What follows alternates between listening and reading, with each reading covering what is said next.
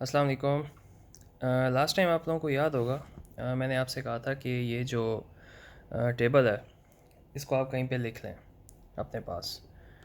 तो आज हम इंशाल्लाह क्लास बी पावर एम्पलीफायर पढ़ते हैं। क्लास बी पावर एम्पलीफायर में क्या है? Angle of conduction 180, efficiency 78.5, Q point यहाँ पे, और थोड़ी सी यहाँ पे डिस्टॉर्शन भी है। एफिशिएंसी तो पिछले की निस्बत बढ़ गई, लेकिन थोड़ी सी डिस्टॉर्शन भी है। ये चारों पॉइंट्स जो हैं, अब आपने ये अपने जहन में रखने हैं। अब हम एक एक करके इन्हीं पॉइंट्स को एड्रेस करेंगे।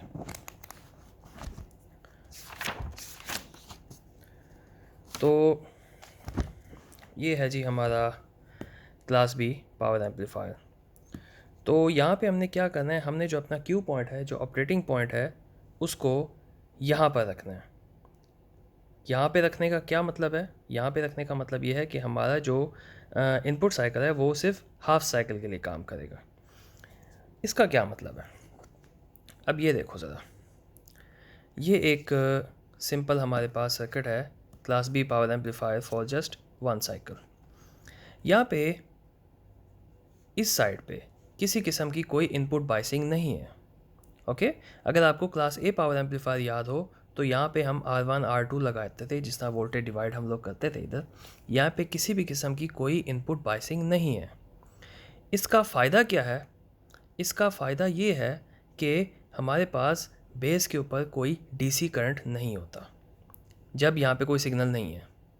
ओके, जब इधर कोई एसी सिग्नल नहीं है तो हमारे पास बेस पे there is no DC IB.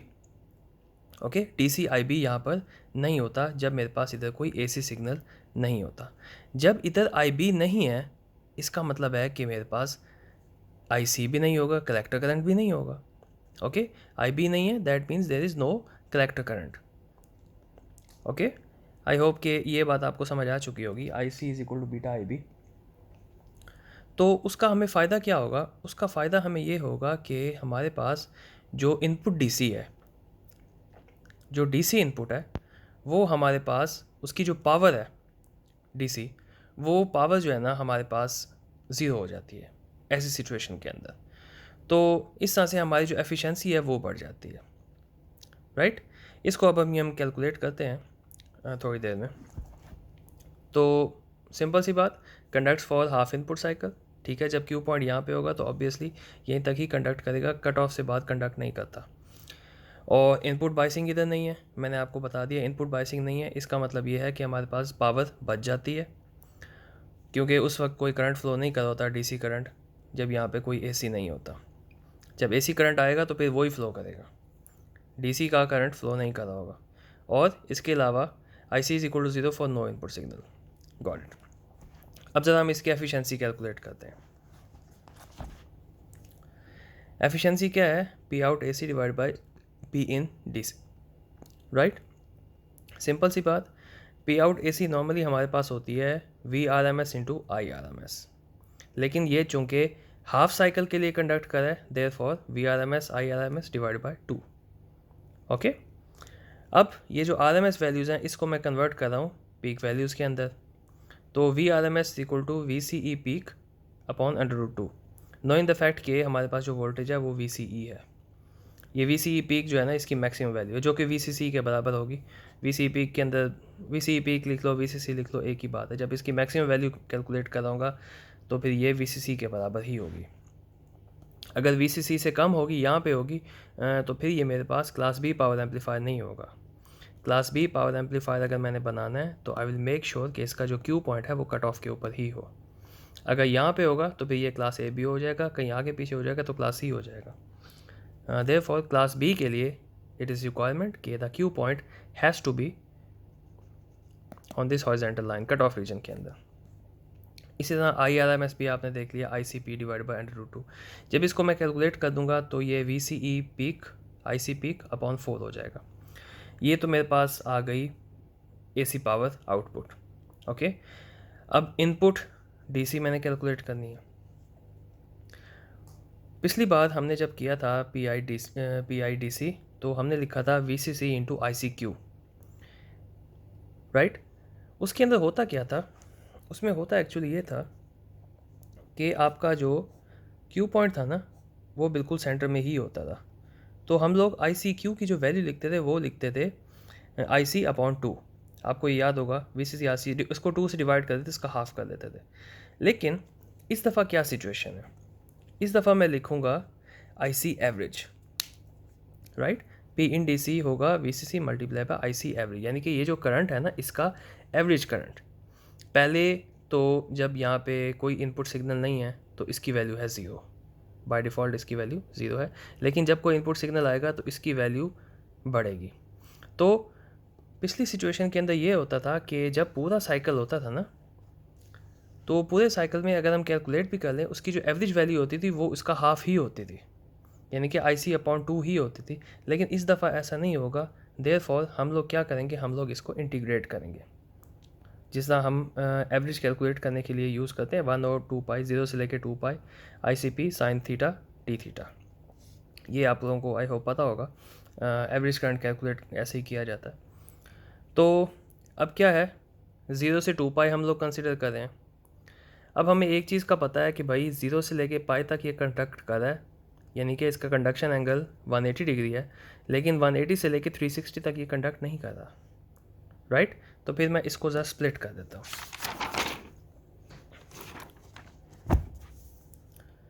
0 से लेके पाई तक अलग कर लिया और ओहो सॉरी मैंने वाला लिख दिया, जस्ट अ सेकेंड।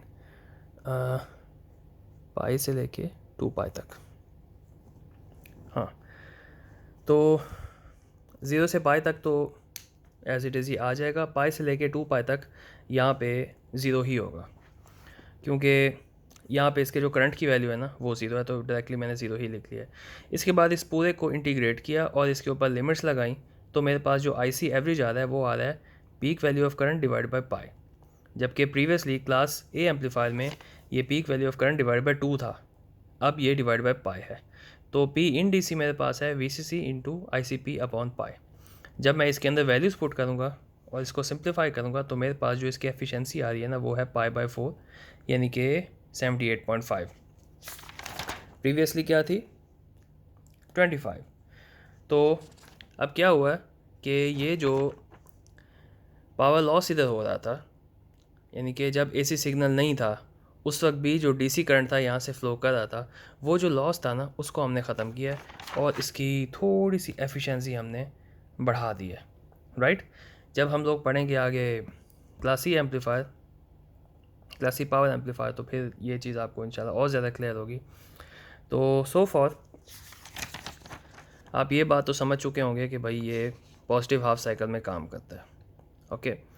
अब आपके जहन में एक क्वेश्चन आ रहा होगा, यार ये पॉजिटिव हाफ साइकिल में काम करता है, हमें इसका फ़ायदा क्या है। अब सिचुएशन देखो ज़रा। अब मैं आप लोगों को बता रहा हूँ class B push pull power amplifier, right. Push pull power amplifier क्या चीज़ है, उसका कॉन्सेप्ट क्या है कि भाई एक ट्रांजिस्टर है वो पॉजिटिव साइकिल में काम करता है, अगर मैं एक और ट्रांजिस्टर नेगेटिव साइकिल के लिए भी लगा दूं और एंड में इन दोनों को आपस में ऐड कर लूं तो मेरा पूरा साइकिल हो जाएगा ना, right. This is the concept behind. तो फिर मैंने यही कार्रवाई की। एक मेरे पास ट्रांसफार्मर का पड़ रहा है, दूसरा मेरे पास जो एग्जांपल है वो है कॉम्प्लीमेंट्री सिमेट्री ट्रांजिस्टर्स, राइट। पहले मैं आपको ट्रांसफार्मर के बारे में बताता हूँ। वीडियो को पॉज करो, अभी मेरे बोलने से पहले ही इस सर्किट को ज़रा गौर से देखो, इसको समझने की कोशिश करो। यहाँ पे आपके पास एक ट्रांसफार्मर है, centre tap transformer. Centre tap transformer क्या होता है कि अगर यहाँ पे आपके पास कोई इनपुट है, मतलब फॉर एग्जांपल ये आपको स्टेप डाउन करके दे रहा है ये ट्रांसफार्मर इधर, यहाँ पे इस पॉइंट से लेके इस पॉइंट तक और इस पॉइंट से लेके इस पॉइंट तक आपके पास फॉर एग्जांपल ये 0 से लेके 12 है, ये 0 से लेके 12 है, तो यहाँ से लेके यहाँ तक आपके पास टोटल 24 वोल्ट होगी। और ये बीच में जो ग्राउंड है ना ये 0 से लेके 12 होगा और ये भी 0 से लेके 12 होगा, राइट। ये आपके पास दो डिफरेंट वोल्टेजेस बना देता है जो आपके पास सेंटर टेप ट्रांसफार्मर होता है। और ये दोनों जो वोल्टेजेस बनती हैं ये इनकी जो पोलैरिटी होती है ना वो डिफरेंट होती है, राइट। मतलब फॉर एग्जांपल इनपुट सिग्नल आपके पास इस तरह से था इसने इसको स्प्लिट कर दिया 2 वोल्टेजेस के अंदर। तो ये जो ऊपर वाला है, यहाँ पे जब पॉजिटिव साइकिल है उस वक्त यहाँ पे नेगेटिव साइकिल होता है, राइट। सेंटर टेप ट्रांसफार्मर के अंदर यही प्रिंसिपल ही यूज़ होता है कि इन दोनों की जो स्प्लिट होके जो 2 डिफरेंट वोल्टेजेस बनती हैं, इनकी जो पोलैरिटी होती है ना, ये डिफरेंट होती है, ऑपोजिट होती है, सॉरी, इन दोनों की पोलैरिटी ऑपोजिट होती है। तो सो फॉर यहाँ तक आई होप हम लोग पहुँच चुके हैं। यहाँ पे क्या है, आपके पास इसकी ऑपोजिट पोलैरिटी होगी। अच्छा जी, अब ज़रा आगे चलो, आगे क्या सिचुएशन है। आगे आप लोगों के पास जिस तरह हमने क्लास बी पावर एम्पलीफायर पढ़ा है, यहाँ पे वही का वही क्लास बी पावर एम्पलीफायर ही है, राइट। पहले हाफ साइकिल में यहाँ पर बेस करंट पॉजिटिव होगा, उस वक्त यहाँ पे जो बेस के ऊपर करंट है वो होगा नेगेटिव। दैट मीन्स कि पहले हाफ साइकिल में ऊपर वाला ट्रांजिस्टर कंडक्ट करेगा, नीचे वाला नहीं करेगा, ओके। सिमिलरली जब इधर आएगा दूसरा हाफ साइकिल, तो ऊपर वाले ट्रांजिस्टर के ऊपर बेस करंट की वैल्यू नेगेटिव है, जबकि नीचे वाले के ऊपर बेस करंट की वैल्यू पॉजिटिव है। तो ये कंडक्ट नहीं करेगा, नीचे वाला कंडक्ट करेगा, राइट। और एक दूसरी चीज़ भी आप लोगों ने जब हम लोग एम्पलीफायर पढ़ रहे थे, एसी एम्पलीफायर्स, तो उस वक्त क्या था कि जब मैं कलेक्टर के ऊपर ले रहा होता हूँ अपनी आउटपुट, तो आपके पास 180 डिग्री आउट ऑफ फेज़ होता है। यानी कि ये इधर जब पॉजिटिव आएगा तो यहाँ पे जो आपके पास आउटपुट आएगी ना ट्रांजिस्टर के बाद, वो इस तरह से आएगी, 180 डिग्री आउट ऑफ फेज़ आएगी जब मैं कलेक्टर के अक्रॉस आउटपुट ले रहा होता हूँ। तो पहला साइकिल जो ये फर्स्ट हाफ साइकिल है, इसकी आउटपुट ये आ जाएगी, और दूसरे हाफ साइकिल के अंदर ये कंडक्ट नहीं करेगा, नोइंग द फैक्ट कि ये इन्वर्टेड है, 180 डिग्री आउट ऑफ फेज़ है, लेकिन ये इस साइकिल में ये कंडक्ट नहीं करेगा। सिमिलरली ये जो दूसरा ट्रांजिस्टर है, ये पहले साइकिल में कंडक्ट नहीं करेगा, इसकी आउटपुट इस तरह आनी चाहिए थी, लेकिन इसने पहले साइकिल में कंडक्ट नहीं किया, दूसरे साइकिल में ये 180 डिग्री आउट ऑफ फेज़ आपको आउटपुट दे देगा, राइट। अब क्या सिचुएशन है, अब सिचुएशन यही है कि अगेन देखो, ये आपके पास यहाँ पर एक सेंटर टेप ट्रांसफार्मर है, तो यही जो पोलैरिटी वाला फिलॉसफी है वो यहाँ पे भी अडॉप्ट होगी, और आपके पास इधर एक पूरा एम्पलीफाइड सिग्नल आउटपुट के ऊपर आ जाएगा। यहाँ स्पीकर बना हुआ है कि फॉर एग्जांपल इधर कोई स्पीकर है या जो चीज़ भी है, यहाँ पे पूरे का पूरा सिग्नल आ जाएगा। तो ये है मेरे पास एक transformer coupled push pull power amplifier, इसको कहते हैं। यही पुश पुल वाला जो फ़लसफ़ा है, ये यहाँ पे हम लोग यूज़ करने की कोशिश करते हैं कॉम्प्लीमेंट्री सिमेट्री ट्रांजिस्टर्स के अंदर। यहाँ पे अब चीज़ ज़रा देखो, इधर एक बहुत इंटरेस्टिंग चीज़ है, वो ये है कि ये जो Q1 है ना, ये है मेरे पास NPN ट्रांजिस्टर, और जो Q2 है ये है मेरे पास PNP ट्रांजिस्टर, राइट। और इधर मैं जब दे रहा हूँ प्लस VCC, यहाँ पे मैं दे रहा हूँ minus VCC, okay. Positive half cycle के अंदर ये वाला जो मेरा BJT है ये कंडक्ट करेगा, जबकि ये जो NPN है ये कंडक्ट नहीं करेगा। उसकी वजह ये है कि यहाँ पे मेरे पास माइनस VCC है, तो ये पॉजिटिव वोल्टेज जब इधर आएगी तो ये जो नेगेटिव वोल्टेज है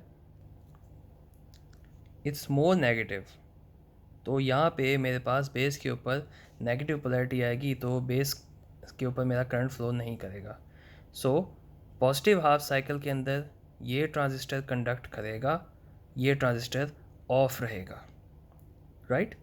नेगेटिव हाफ साइकिल के अंदर ये ट्रांजिस्टर कंडक्ट करेगा, ये ट्रांजिस्टर ऑफ रहेगा, ओके। सो ये एक मेरे पास सिंपल सा एक प्रिंसिपल है, वही काम मैंने किया है कि class B amplifier push pull, इसको इसी वजह से पुश पुल एम्पलीफायर कहते हैं। एंड में दोनों जो हाफ साइकिल्स थे उनको मैंने इकट्ठा कर लिया, तो मेरे पास एक पूरी वेव बन गई। तो मैंने क्या किया, मैंने अपने क्लास बी पावर एम्पलीफायर में as compare to class A power amplifier, जो मेरी पावर वेस्ट हो रही थी ना, मैंने उसको थोड़ा सा बचा लिया, लेकिन एट द सेम टाइम मैंने एक और चीज़ कॉम्प्रोमाइज़ भी की है, उसका नाम है डिस्टॉर्शन। डिस्टॉर्शन का क्या मतलब है, ये मैं आपको दिखाता हूँ। ये डायग्राम ज़रा थोड़ी सी साफ़ सुथरी बननी थी, लेकिन मेरी ड्राइंग इतनी अच्छी नहीं है, देयरफॉर मैंने उधर नहीं दिखाई। अच्छा, एक और बात भी मैं आपको बता दूँ, ये वाला जो टॉपिक है ना, बॉयलस्टैड में ज़रा आगे पीछे करके लिखा हुआ है, तो मैंने ये ना फ्लॉयड से पढ़ाया है। तो खैर लेक्चर नोट्स हैं, अब तो खैर इतना मसला नहीं है क्योंकि लेक्चर पूरा रिकॉर्डेड है। अच्छा, एनीवेज ज़रा देखो ना, अब क्या है भाई, देखो मेरा ट्रांजिस्टर उस वक्त कंडक्ट करना शुरू करेगा, कोई भी हो, जब मेरे पास VBE की वैल्यू 0.7 से ज़्यादा होगी। Okay, once again I repeat, transistor conduction कब शुरू करता है? जब 0.7 से, अगर सिलिकॉन का है तो जो बेस एमिटर वोल्टेज है वो 0.7 से ज़्यादा हो, उस वक्त ये कंडक्ट करना शुरू करता है। ओके, तो ये है मेरे पास इनपुट, देखो इस तरह से इनपुट आ रही है। तो जब 0.7 होगी तो मेरा Q1 कंडक्ट करना शुरू करेगा, और फिर बाद में ये ख़त्म होगा जब ये 0.7 से कम होगी। 0.7 से कम होगी तो ये कंडक्ट करना शुरू नहीं करेगा। इसी तरह जब नेगेटिव साइकिल में ये 0.7 से ज़्यादा होगी तो फिर मेरा Q2 कंडक्ट करना शुरू करेगा टिल नेगेटिव 0.7। तो अब ये जो बीच का पोर्शन है ना, जब ये ट्रांजिस्टर मेरा कंडक्ट नहीं कर रहा, यहाँ पे मेरे पास क्रॉस ओवर डिस्टॉर्शन होगी, यानी कि इधर मुझे डिस्टॉर्टेड सिग्नल मिलेगा। ओके, तो जब मैंने ये कार्रवाई की, क्लास B एम्पलीफायर बनाया, तो मैंने एक छोटी सी यहाँ पे जो डिस्टॉर्शन आ रही है ना, क्रॉस ओवर डिस्टॉर्शन इसको कहते हैं, इसको कॉम्प्रोमाइज़ किया, और एट द सेम टाइम मैंने अपने एम्पलीफायर की एफिशिएंसी बढ़ाई। तो आई होप ये बात आपको समझ में आ गई होगी सो फॉर। तो नंबर 1 मैंने क्या किया, मैंने अपना जो Q पॉइंट है वो लेके आया यहाँ पर। सही हो गया। Q पॉइंट यहाँ पे लाने का मतलब क्या है कि DC कंडीशन के अंदर जो मेरा IC है that has to be 0। Q point इधर आया। दूसरा पॉइंट मेरा क्या था, मेरी एफिशिएंसी बढ़ गई। एफिशिएंसी कितनी बढ़ी? 78.5। और जो मेरा कंडक्शन एंगल है वो है 180 डिग्रीज़। 180 डिग्रीज़ का कंडक्शन एंगल है। लेकिन जब ये सारा मैंने कार्रवाई की, मैंने एक और चीज़ भी कॉम्प्रोमाइज़ की, वो है डिस्टॉर्शन। मैंने आपको बुक से बताया। और इसके अलावा ये जो इसकी प्रैक्टिकली एप्लीकेशन है वो पुश पुल पावर एम्पलीफायर के तौर पर यूज़ होता है। जो आपके पास मतलब जो ऑडियो एम्पलीफायर्स हैं उनमें अगर मैं क्लास B एम्पलीफायर को यूज़ करना चाहूँ विद अ बेटर एफिशिएंसी, तो नॉर्मली ये पुश पुल पावर एम्पलीफायर्स के तौर पर यूज़ होता है। मैंने यहाँ पे 2 बताई हैं आपको, ट्रांसफार्मर कपलिंग और कम्प्लीमेंट्री सिमेट्री। अदरवाइज़ इसकी और भी बहुत सारी डिफरेंट फॉर्मेट्स हैं। कहीं पे कुछ जगह पे ऐसे हुआ है कि यहाँ पे उन्होंने एक अलग VCC दी हुई है एक रजिस्टर लगा के। खैर हम अपने सिलेबस में क्लास A, क्लास B और इंशाल्लाह नेक्स्ट क्लास में मैं आपको क्लास A B के बारे में बताऊँगा, और फिर क्लास C के बारे में बस छोटा सा ही है, वही मैं आपको बताऊँगा इसको। तो ये मैं आपको बता दूँ, ये वाला जो लेक्चर है मैंने बॉयलस्टैड से नहीं पढ़ाया। मैंने कोशिश की है इसको रिलेट करूँ क्लास A के साथ और उसी सीक्वेंस में ही चलाऊँ। लेकिन ये फ्लॉयड की बुक है मेरे पास, फ्लॉयड में ये ज़्यादा अच्छा लिखा हुआ, तो थोड़ा सा आसान भी लिखा हुआ, तो मैंने ये वहाँ से पढ़ाया। बात वही है।